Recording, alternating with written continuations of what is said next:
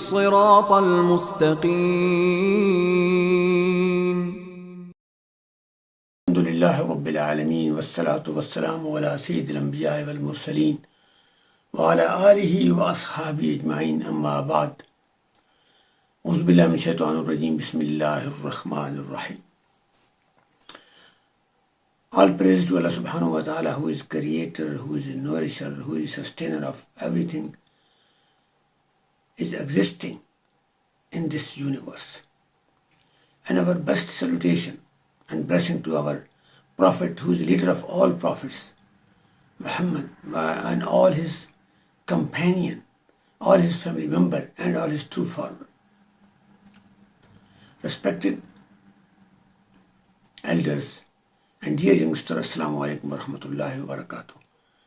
Weekly Dars Quran, we are studying Surah Baqarah.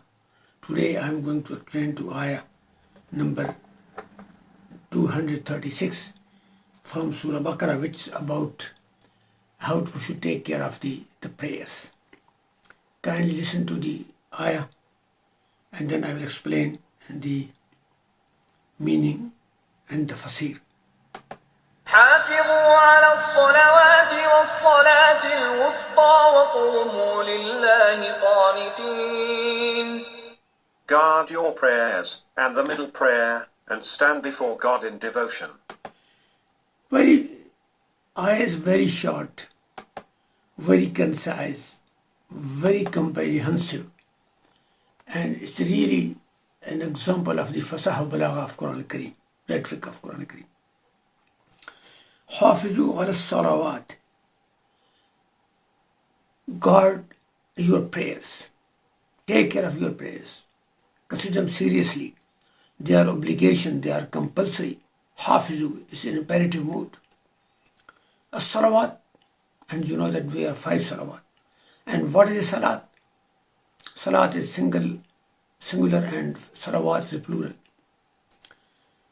Salawat means prayer, remembrance of Allah subhanahu wa ta'ala.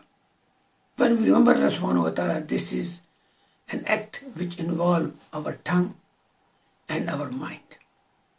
To involve the tongue is very easy. To involve the mind completely is quite difficult, quite challenging. You can guard your prayer. You are going to be hafiz or hafiz of prayers. Establish the prayer, guard the prayer. If you have got both in uniformity, your tongue and your mind.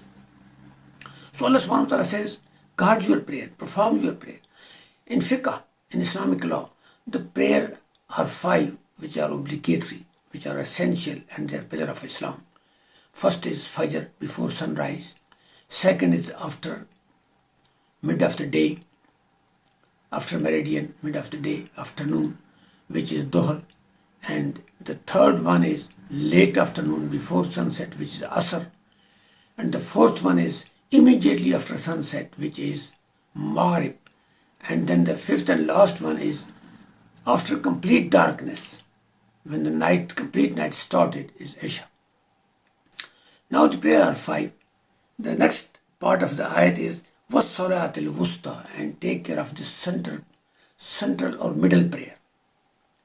Since the prayer are 5, so every prayer can be middle, because 2 are going to be before of that prayer and 2 are going to be after that prayer. Some scholars says Fajr is middle because it's a difficult one. It has got 2 night prayer before, 2 prayer before, 2 prayer after sunset, which is Maghrib and Isha, and 2 prayer after sunrise, which is Dhuhr and Asr. Some scholars say it is Maghrib because Maghrib time is very short and the number of the rakat is only 3 and they are same all the time. And it's got 2 prayer during the day, which is Dhuhr and Asr, and 2 prayer during the night, which is Isha and Fajr. Some scholars say it is Salawat al-Wusta, is Asr, because it is afternoon, and being in late afternoon, before sunset, and that time is very peak time of the activity and people want to close it. So this is the reason that is very important. The important point is that all these prayers are very important. And whatever prayer we think is central prayer, we have to take care of it, make more emphasis in performing that prayer. If you see the timing of the prayer, basically this prayer is Allah subhanahu wa ta'ala has made obligatory not for his worship, not the sending of salutation on the Prophet sallallahu alaihi wasallam. Basically this prayer is for the welfare and well-being of the human being. Prayer can be one time, which will be convenient for the human being.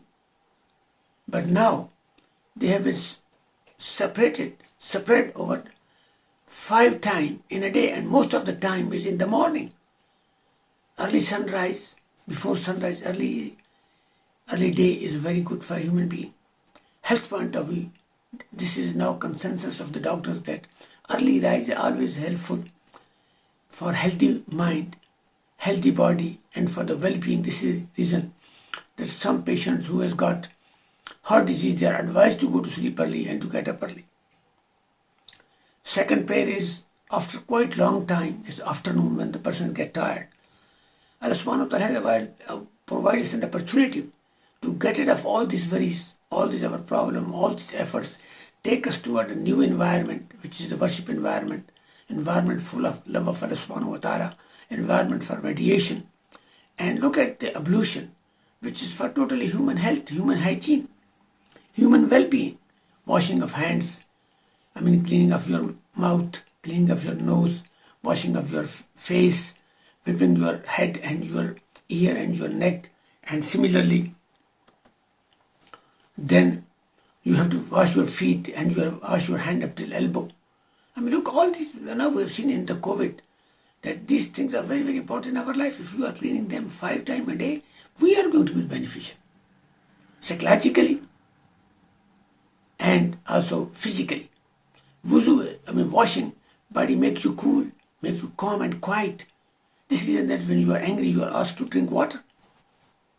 Similarly, these 5 times after late afternoon is also when you get tired, you have got an opportunity to change your psychological environment, physical environment, from working place to go to another environment where you are going to show your love and affection to Allah subhanahu wa ta'ala, a spiritual satisfaction, a mental satisfaction, and psychological satisfaction.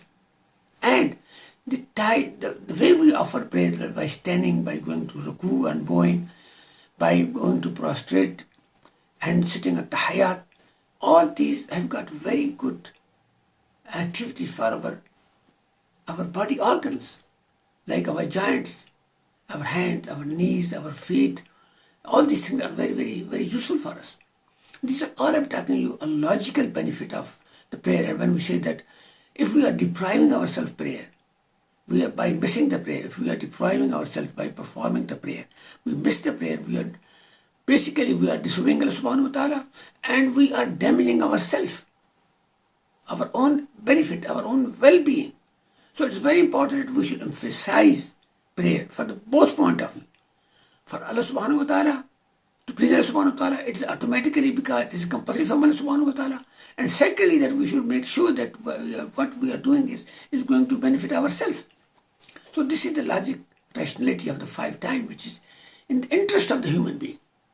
Allah subhanahu wa ta'ala has this spread, make distribution in the interest of the human being. So we should be very, very careful. We should not say why we are getting tired in the morning or late, before sleeping late, not late, but incomplete during the night. So it is in our interest. This has been proved medically that those people who awake very long in the night and get up late in the night, their personality is affected by this habit.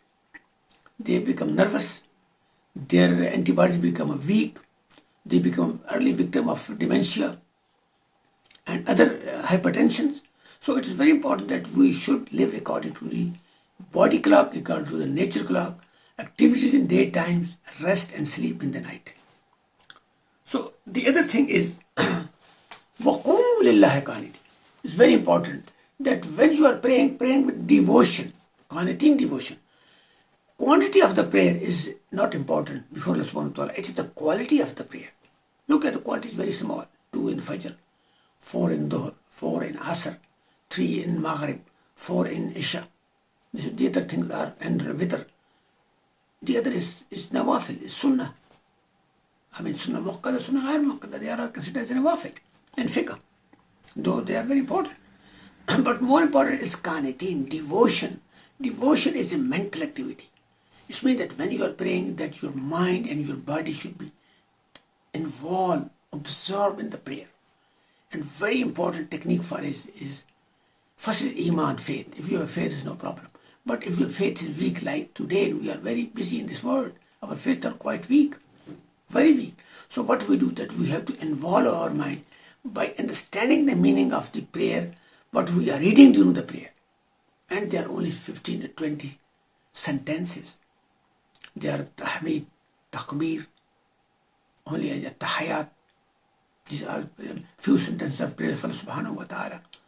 I mean, tasbihat, tahmid, and a little bit askar. These are part of the Quran Kareem. And if you note 3 or 4 short surah from the last sipara, and it's very easy to understand their meaning, then when you are praying, when you are saying these ayat, when you are reading these ayat, consider to what the meaning, and consider that you are saying this to Allah subhanahu wa ta'ala, and you are praising, this is the meaning of that you are saying. Another point which is very important, which the Prophet sallallahu alaihi wasallam has told us, is that Ubudullah ka'annaka tarahu. Pray Allah subhanahu wa ta'ala as you are going, you are watching Allah subhanahu wa ta'ala. فَإِن لَمْ تَكُنْ تَرَاهُ, if you cannot watch him because your iman is weak, فَإِنَّهُ يَرَاكَ, he is watching you. Definitely make sure you are. So your attitude, your act, your behavior, and the problem is that human mind is such a versatile that simultaneously, virtually it can think on many sides. You might be talking to some person, your mind is in your business, in your game, in your other interest. Similarly, when you are reading, through your mouth, through your lips, your mind is involved in other area.